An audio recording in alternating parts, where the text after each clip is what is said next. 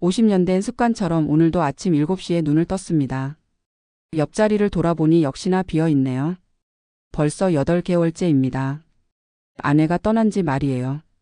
여보야, 오늘도 좋은 하루 보내. 혼잣말이 목구멍에서 맴돕니다. 이제는 대답할 사람이 없다는 걸 알면서도 말이죠. 제 이름은 김태준. 올해로 68이 되었습니다.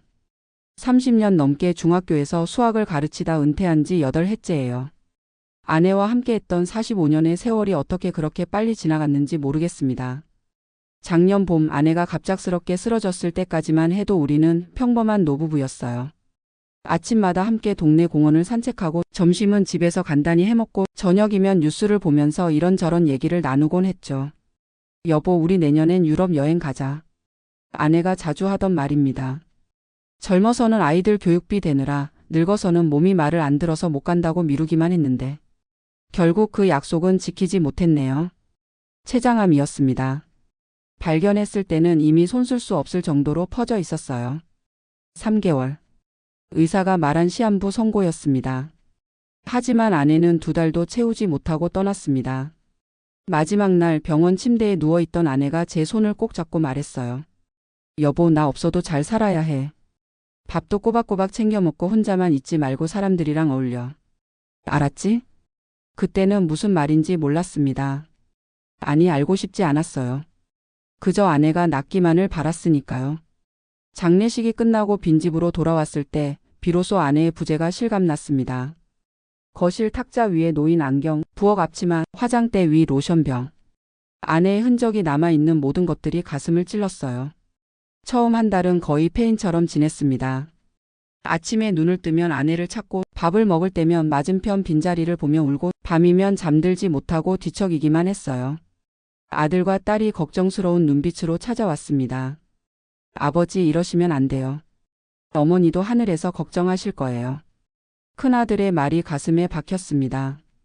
그래요, 아내는 내가 이렇게 지내는 걸 원하지 않았을 거예요. 그래서 조금씩 일상을 되찾으려 노력했습니다. 아침에 일어나면 침대를 정리하고 혼자서라도 밥을 챙겨 먹고 동네 한 바퀴 산책도 하고요. 하지만 혼자 사는 건 생각보다 쉽지 않았습니다. 빨래하다가 아내 옷이 나오면 한참을 멍하니 들여다보고 TV를 보다가도 아내가 좋아하던 프로그램이 나오면 눈물이 났어요. 특히 식사 시간이 가장 힘들었습니다. 평생 요리라곤 라면 끓이는 것밖에 할 줄 몰랐으니까요. 처음엔 밖에서 사 먹었는데 혼자 식당에 들어가는 게 부담스러웠어요. 그래서 대부분 편의점 도시락으로 때웠습니다. 그렇게 몇 달이 지나자 주변에서 걱정하기 시작했습니다. 태준이 형, 이렇게 지내면 안 돼. 나가서 사람들도 만나고 활동도 좀 해야지. 고등학교 동창 민수가 찾아와 충고했습니다. 형 나이에 뭘 하겠어. 그냥 이렇게 조용히 지내다 가는 거지. 아니야 형. 우리 동네 노인대학 다니는 사람들 봐. 다들 즐겁게 지내더라고. 형도 한번 가봐. 노인대학이라. 사실 아내가 살아있을 때도 몇 번 권했던 곳입니다. 여보, 우리도 노인대학 다녀볼까? 거기서 노래도 배우고 춤도 춘다던데. 그때마다 저는 시큰둥했어요. 늙어서 무슨 공부냐며 거절했죠. 하지만 이제는 달랐습니다. 집에 혼자 있는 시간이 너무 길고 외로웠거든요. 결국 구청에서 운영하는 노인대학에 등록했습니다. 매주 화요일과 목요일 오후 2시부터 4시까지 수업이 있었어요. 처음 가는 날 솔직히 긴장됐습니다. 새로운 사람들을 만난다는 게 부담스럽기도 했고요. 강당 문을 열고 들어서니 이미 많은 사람들이 와 있었습니다. 대부분 제 또래거나 조금 나이 든 분들이었어요. 다들 삼삼오오 모여 이야기를 나누고 있었는데 저처럼 혼자 온 사람도 꽤 있었습니다. 빈자리를 찾아 앉았는데 옆자리에 할머니가 말을 걸어왔습니다. 처음 오셨나 봐요. 저도 이번 달부터 다니기 시작했어요. 네, 오늘 처음입니다. 혼자 오셨어요? 네. 그 한마디에 갑자기 목이 메었습니다. 혼자라는 단어가 이렇게 아플 줄은 몰랐어요. 첫 수업은 노래교실이었습니다. 강사가 나와서 트로트를 가르쳤는데 모두들 열심히 따라 불렀어요. 저는 그저 입만 뻐끔거렸습니다. 노래가 나오지 않았어요. 쉬는 시간에 차를 마시러 나갔는데 누군가 제 어깨를 툭 치며 말을 걸었습니다. 아까 보니까 노래를 안 부르시던데 목이 아프신가요? 돌아보니 단정한 차림의 여성이 서 있었습니다. 흰 블라우스에 검은색 긴 치마를 입고 있었는데 머리는 깔끔하게 단발로 자른 모습이었어요. 나이는 저보다 조금 적어 보였습니다. 아, 그게 아니라 처음이라 좀 어색해서요. 그럴 수 있죠. 저도 처음엔 그랬어요. 제 이름은 서은숙입니다. 김태준입니다. 가볍게 목례를 하고 각자 자리로 돌아갔는데 왠지 모르게 시선이 자꾸 그쪽으로 갔습니다. 다른 사람들과 밝게 웃으며 이야기하는 모습이 인상적이었어요. 그날 이후로 노인대학은 제 일상의 작은 활력소가 되었습니다. 화요일엔 노래교실과 건강체조, 목요일엔 서예와 역사 특강이 있었어요. 처음엔 어색하기만 했는데 시간이 지나면서 조금씩 적응하기 시작했습니다. 특히 서예 시간이 좋았어요. 조용히 먹을 갈고 글씨를 쓰는 동안은 잡념이 사라졌거든요. 서은숙 씨와는 자연스럽게 인사를 나누는 사이가 되었습니다. 우연인지 필연인지 대부분의 수업에서 가까운 자리에 앉게 되었어요. 오늘은 좀 일찍 오셨네요. 집에 혼자 있으니 할 일도 없고. 일찍 나왔습니다. 혼자 사세요? 네. 아내가 작년에 먼저 갔어요. 처음으로 아내 이야기를 꺼냈습니다. 놀랍게도 그녀도 비슷한 처지였어요. 저도 남편을 3년 전에 보냈어요. 교통사고였죠. 그녀의 눈빛에 깊은 슬픔이 스쳤습니다. 많이 힘드셨겠네요. 처음엔 죽고 싶을 만큼 힘들었어요. 하지만 시간이 지나니까 살아야겠더라고요. 떠난 사람도 그걸 바랄 테니까요. 그녀의 말에 고개를 끄덕였습니다. 정말 그랬어요. 떠난 아내도 제가 잘 살기를 바랄 거예요. 그날부터 우리는 조금씩 대화를 늘려갔습니다. 수업 전후로 차를 마시며 이런저런 이야기를 나눴어요. 서로의 상실감을 이해하는 사람과의 대화는 뜻밖의 위로가 되었습니다. 오늘은 날씨가 참 좋네요. 공원에 산책이라도 가실래요? 어느 날 수업이 끝난 후 그녀가 조심스럽게 물었습니다. 아, 네, 좋죠. 근처 공원을 천천히 걸었습니다. 가을이 깊어가는 길목이라 단풍이 곱게 물들어 있었어요. 남편이 살아있을 때는 이런 풍경도 그냥 스쳐 지나갔는데 이제는 하나하나가 다 소중하게 느껴져요. 그녀의 말에 공감했습니다. 정말 그랬어요. 아내와 함께할 때는 당연하게 여겼던 모든 것들이 이제는 그립고 소중했습니다. 시간이 흐르면서 우리의 만남은 자연스럽게 늘어났습니다. 노인대학 수업이 없는 날에도 가끔 만나 차를 마시거나 전시회를 가기도 했어요. 처음엔 죄책감이 들었습니다. 아내가 떠난 지 1년도 안 됐는데 다른 여자와 시간을 보낸다는 게 마음에 걸렸어요. 하지만 그녀와의 대화는 제게 큰 위안이 되었습니다. 죄책감 느끼지 마세요. 우리는 그저 외로운 사람끼리 위로하는 거예요. 그녀가 제 마음을 읽었는지 어느 날 그렇게 말했습니다. 겨울이 다가오면서 노인대학은 방학에 들어갔습니다. 그런데 이상하게도 화요일과 목요일이 되면 몸이 근질근질했어요. 갈 곳이 없어진 게 이렇게 허전할 줄은 몰랐습니다. 방학 동안 뭐 하실 거예요? 마지막 수업날 그녀가 물었습니다. 글쎄요. 특별한 계획은 없는데. 저도 그래요. 혼자 있으니 갈 곳도 없고.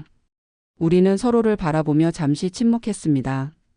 무언가 말하고 싶은 게 있는 것 같았지만 쉽게 입이 떨어지지 않았어요. 그럼 가끔 연락드려도 될까요? 제가 먼저 용기를 냈습니다. 네, 그러세요. 저도 좋아요. 전화번호를 교환하고 헤어졌습니다. 집으로 돌아오는 길 가슴이 묘하게 두근거렸어요. 이런 감정은 정말 오랜만이었습니다. 그날 밤 아내 사진 앞에 앉아 한참을 이야기했습니다. 여보, 나 요즘 노인대학 다니는 거 알지? 거기서 친구를 하나 사귀었어. 나처럼 혼자 된 사람이야. 같이 있으면 외롭지 않고 좋아. 여보는? 내가 이러는 거 이해해 주겠지? 사진 속 아내는 여전히 온화한 미소를 짓고 있었습니다. 방학이 시작되고 며칠 후 그녀에게서 문자가 왔습니다. 날씨가 좋은데 차라도 한잔 하실까요? 망설임 없이 약속 장소로 나갔습니다. 조용한 찻집에서 마주 앉아 이런저런 이야기를 나눴어요. 사실 고백할 게 있어요. 차를 한 모금 마신 그녀가 조심스럽게 말을 꺼냈습니다. 뭔데요? 제가 김 선생님을 처음 본 게 노인대학이 아니에요. 의외의 말에 놀랐습니다. 그럼 어디서? 작년 가을 병원에서 봤어요. 복도에서 누군가를 부축하고 계셨는데 그때 그분이 많이 아파 보였어요. 순간 가슴이 철렁했습니다. 작년 가을이면 아내가 입원했던 시기였어요. 그때 왜 아무 말도 안 하셨어요? 어떻게 말을 걸겠어요? 그런 상황에서 그냥 멀리서 보기만 했죠. 그런데 올해 봄에 노인대학에서 다시 뵙게 된 거예요. 혼자 오신 걸 보고 아, 그분을 잃으셨구나 싶었어요. 그녀의 눈가가 촉촉해졌습니다. 사실 저도 혼자가 된 지 얼마 안 됐을 때라 감정이입이 됐어요. 그 상실감이 얼마나 큰지 알거든요. 그래서 더 신경이 쓰였어요. 묘한 운명이었습니다. 그때 우연히 스쳐 지나간 인연이 이렇게 이어질 줄이야. 저도 은숙 씨와 있으면 편하네요. 같은 아픔을 아는 사람이라 그런가. 김 선생님. 그녀가 제 이름을 부르더니 잠시 주저하다가 말을 이었습니다. 제가 이런 말 해도 될지 모르겠지만 편하게 말씀하세요. 혹시 저랑 좀 더 자주 만날 수 있을까요? 친구로서라도. 그녀의 얼굴이 발갛게 달아올랐습니다. 나이가 있어도 이런 순간엔 누구나 소녀가 되나 봅니다. 저도 그랬으면 좋겠습니다. 그렇게 우리의 관계는 조금씩 깊어졌습니다. 매일은 아니어도 일주일에 두세 번은 만났어요. 때로는 미술관에 가기도 하고 때로는 맛있다는 식당을 찾아가기도 했습니다. 그러던 어느 날 큰아들에게 들켰습니다. 아버지 요즘 자주 외출하시네요? 응, 친구들이랑 만나느라. 누구세요? 제가 아는 분이에요. 노인대학에서 만난 사람들이야. 아들은 의미심장한 눈빛으로 저를 봤지만 더 묻지는 않았습니다. 연말이 다가오면서 날씨가 많이 추워졌습니다.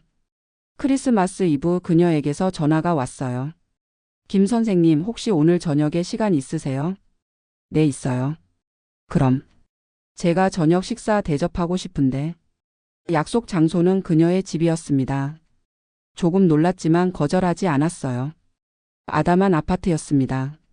정갈하게 정리된 실내가 그녀의 성격을 보여주는 것 같았어요. 특별한 요리는 못하지만 정성껏 준비했어요. 식탁 위엔 갈비찜과 잡채 여러 가지 나물이 차려져 있었습니다. 이걸 다 혼자 하셨어요? 아침부터 준비했어요. 오랜만에 누군가를 위해 요리하니까 즐거웠어요. 식사를 하며 많은 이야기를 나눴습니다. 젊은 시절 이야기, 자녀들 이야기, 앞으로의 계획. 식사가 끝날 무렵 그녀가 와인을 꺼내왔습니다. 특별한 날이니까. 와인 한잔 할까요? 좋죠. 와인잔이 부딪히는 소리가 조용한 거실에 울렸습니다. 김 선생님.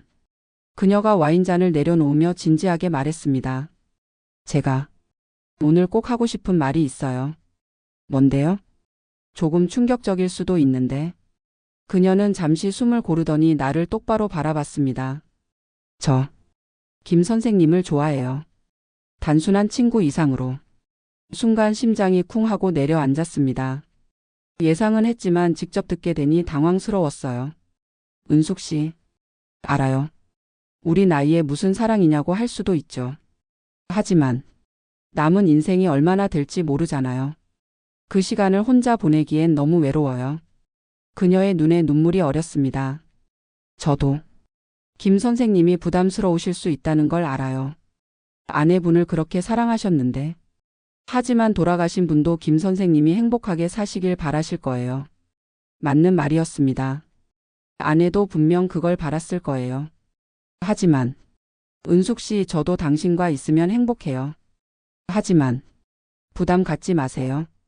꼭 재혼하자는 게 아니에요. 그저 서로 의지하며 남은 시간을 함께 보낼 수 있다면 그것만으로도 충분해요. 그녀의 진심이 느껴졌습니다. 사실 저도 그녀에게 마음이 있었어요. 하지만 아내에 대한 미안함, 자식들의 시선, 세상의 눈, 여러 가지가 걸렸습니다. 시간을 좀 주실 수 있을까요? 제 마음을 정리할 시간이 필요해요. 네, 기다릴게요. 서두르지 않아도 돼요. 그날 밤 집으로 돌아와 또다시 아내 사진 앞에 앉았습니다. 여보, 어떻게 해야 할까? 은숙 씨는 좋은 사람이야. 나도 그녀와 있으면 외롭지 않고. 하지만 미안해. 여보한테 너무 미안해. 눈물이 났습니다. 죄책감과 그리움이 뒤섞여 가슴이 먹먹했어요. 며칠 후 딸이 집에 왔습니다. 아빠, 요즘 얼굴이 좋아 보여요. 무슨 좋은 일 있어요? 아니야, 그냥 규칙적으로 생활하니까 그런가 보다. 혹시 누구 만나는 사람 있어요? 딸의 직감은 무서울 정도로 정확했습니다. 왜 그런 걸 물어? 큰 오빠가 그러던데요. 아빠가 요즘 누군가를 자주 만나는 것 같다고. 노인대학 친구들이야. 정말요? 그 중에 특별한 사람은 없고요. 딸의 눈빛이 날카로워졌습니다. 만약에 그런 사람이 있다면 어떻게 생각해? 한참을 망설이다 물었습니다. 글쎄요. 엄마 돌아가신 지 얼마 안 됐는데. 그래. 하지만 아빠가 행복하다면 저희도 반대할 이유는 없죠. 엄마도 아빠가 외롭게 사는 걸 원하진 않으셨을 거예요. 의외의 대답이었습니다. 정말 그렇게 생각해? 네. 다만 신중하게 생각하세요. 아빠도 상처가 아직 아물지 않았잖아요. 딸의 말이 맞았습니다. 아직 상처가 다 아물지 않았어요. 하지만 은숙 씨와 있으면 그 상처가 조금씩 치유되는 것 같았습니다. 새해가 되었습니다. 노인대학이 다시 시작되었고 우리는 예전처럼 수업에서 만났어요. 하지만 분위기는 달랐습니다. 서로를 의식하는 게 느껴졌어요. 어느 날 수업이 끝난 후 제가 먼저 말을 꺼냈습니다. 은숙 씨 차 한잔 할까요? 네, 좋아요. 늘 가던 찻집에 앉아 마주 봤습니다. 그동안 많이 생각해 봤어요. 우리 나이에 새로운 시작이 쉽지 않다는 것도 알고 주변의 시선도 신경 쓰이고. 하지만 그녀의 눈이 반짝였습니다. 하지만 남은 인생을 혼자 보내기엔 너무 쓸쓸할 것 같아요. 은숙 씨와 함께라면 좀 더 따뜻하게 보낼 수 있을 것 같습니다. 선생님, 아직은 조심스럽지만 천천히 서로를 알아가면서 함께해도 될까요? 그녀의 눈에서 눈물이 흘렀습니다. 기쁨의 눈물이었어요. 네, 고마워요. 정말 고마워요. 그렇게 우리는 새로운 시작을 했습니다. 물론 쉽지만은 않았어요. 서로의 상처를 이해하고 새로운 관계를 만들어가는 일은 나이가 들수록 더 어려웠습니다. 하지만 우리는 서로를 위로하며 조금씩 앞으로 나아갔습니다. 봄이 되자 우리는 함께 제주도 여행을 갔습니다. 아내와 가려고 했던 곳이었는데 이제는 은숙 씨와 함께 가게 되었어요. 미안해하지 마세요. 아내분도 이해하실 거예요. 그녀는 제 마음을 놀라울 정도로 잘 읽었습니다. 제주도의 봄은 아름다웠어요. 유채꽃이 만발한 들판을 걸으며 우리는 많은 이야기를 나눴습니다. 처음 남편을 잃었을 때는 세상이 끝난 것 같았어요. 앞으로 어떻게 살아야 할지 막막했죠. 저도 그랬어요. 아내 없는 삶은 상상조차 못했으니까요. 하지만 지금은 다시 살아갈 이유를 찾은 것 같아요. 그녀가 제 손을 살짝 잡았습니다. 따뜻한 온기가 전해졌어요. 여행에서 돌아온 후 자녀들에게 우리 관계를 알렸습니다. 예상대로 반응은 엇갈렸어요. 큰아들은 조심스럽게 찬성했지만 작은딸은 반대했습니다. 아빠, 엄마 돌아가신 지 1년도 안 됐어요. 너무 빠른 거 아니에요? 사람 마음이라는 게 시간으로 재는 게 아니란다. 아빠도 충분히 고민했어. 그래도 엄마가 너무 불쌍해요. 딸의 눈에 눈물이 고였습니다. 이해합니다. 자식 입장에서는 받아들이기 힘들겠죠. 은숙 씨의 자녀들도 마찬가지였습니다. 큰딸은 이해한다고 했지만 아들은 시큰둥했어요. 어머니 굳이 재혼까지 하실 필요는 없잖아요. 그냥 친구로 지내시면 안 돼요? 얘야, 나이가 들수록 외로움이 얼마나 큰지 너는 모를 거야.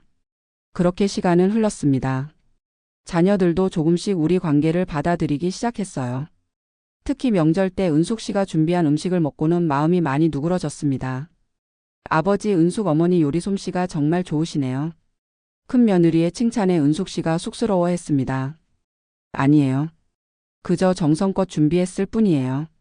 가족들이 모인 자리에서 우리는 조심스럽게 결혼 이야기를 꺼냈습니다. 우리 나이에 뭘 거창하게 결혼식까지 하겠어요. 그저 조용히 혼인신고만 하려고요. 그래도 조촐하게라도 가족끼리 모여서 식사는 해야죠. 큰아들이 제안했습니다. 결국 가을에 작은 예식을 올리기로 했습니다. 호텔 레스토랑을 빌려 가족들만 모여 조촐하게 치르는 걸로요. 예식을 준비하면서 많은 생각이 들었습니다. 설렘도 있었지만 여전히 아내에 대한 미안함도 있었어요. 예식 전날 밤 다시 한번 아내 사진 앞에 섰습니다. 여보, 내일 재혼해. 은숙 씨는 정말 좋은 사람이야. 나를 이해해주고 같이 있으면 편하네. 여보가 살아있다면 분명 축복해줬을 거야. 그렇지? 사진 속 아내는 여전히 온화하게 웃고 있었습니다.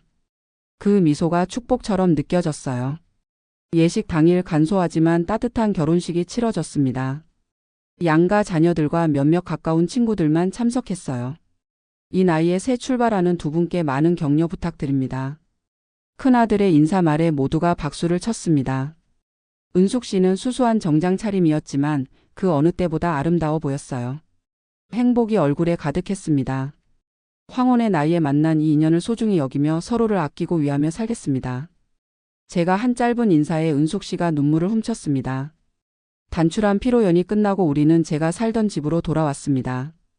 은숙 씨가 이사 와서 함께 살기로 한 곳이었어요. 이제부터 이곳이 우리 집이에요. 네, 잘 부탁드려요. 그녀가 수줍게 웃었습니다.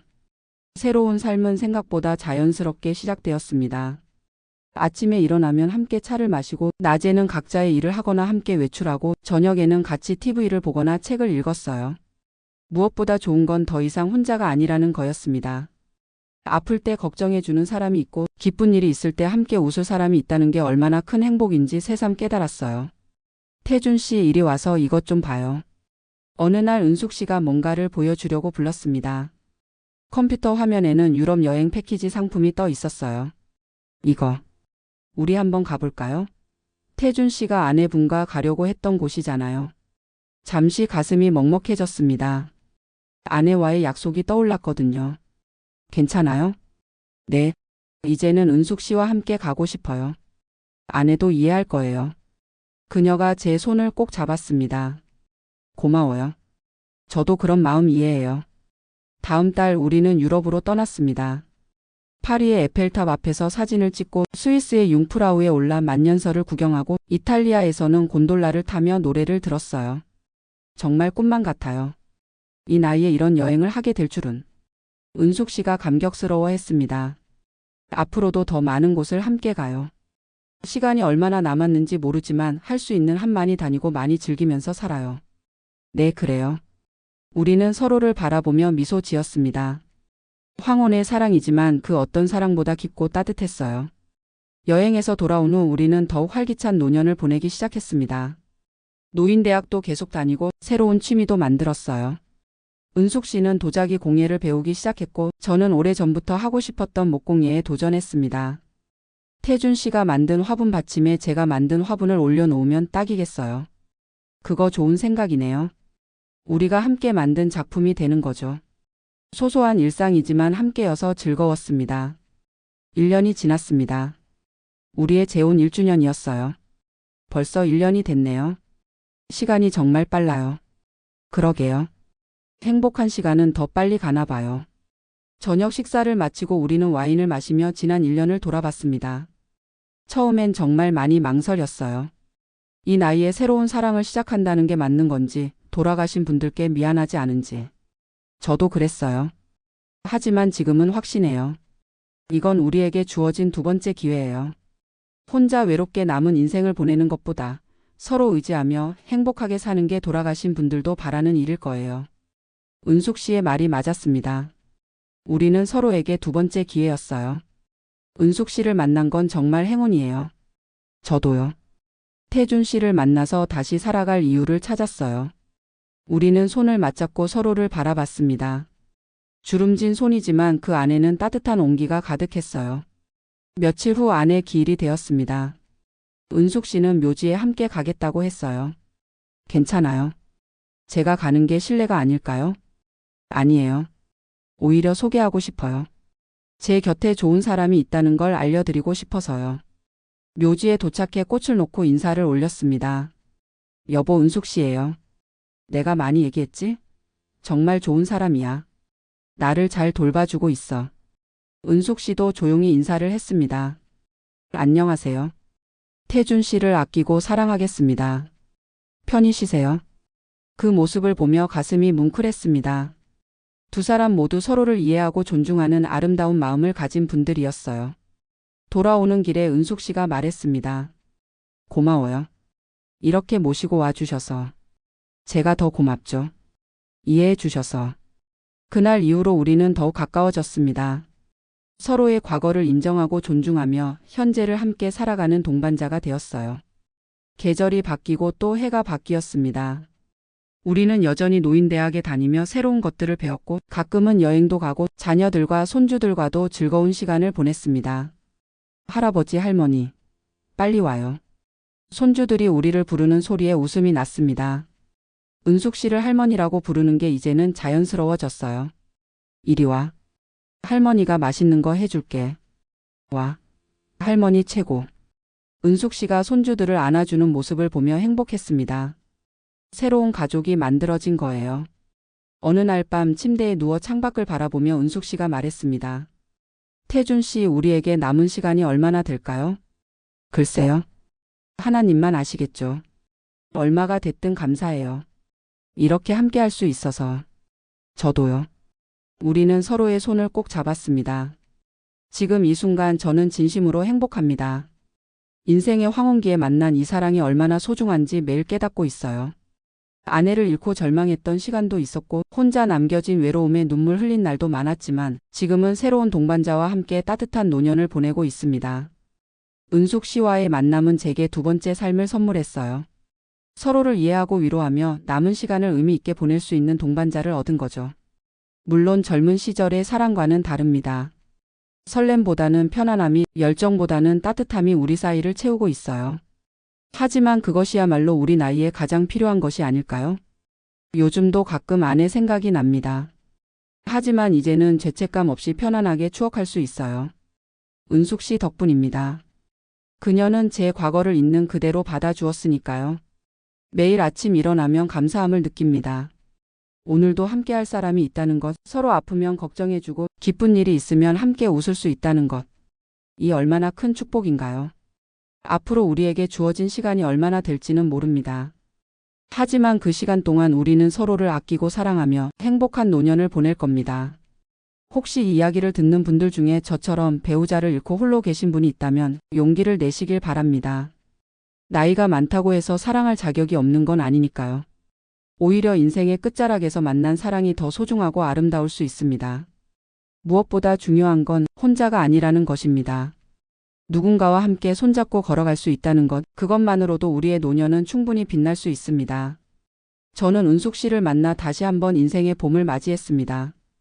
노을비처럼 따뜻하고 아름다운 사랑을 만났어요.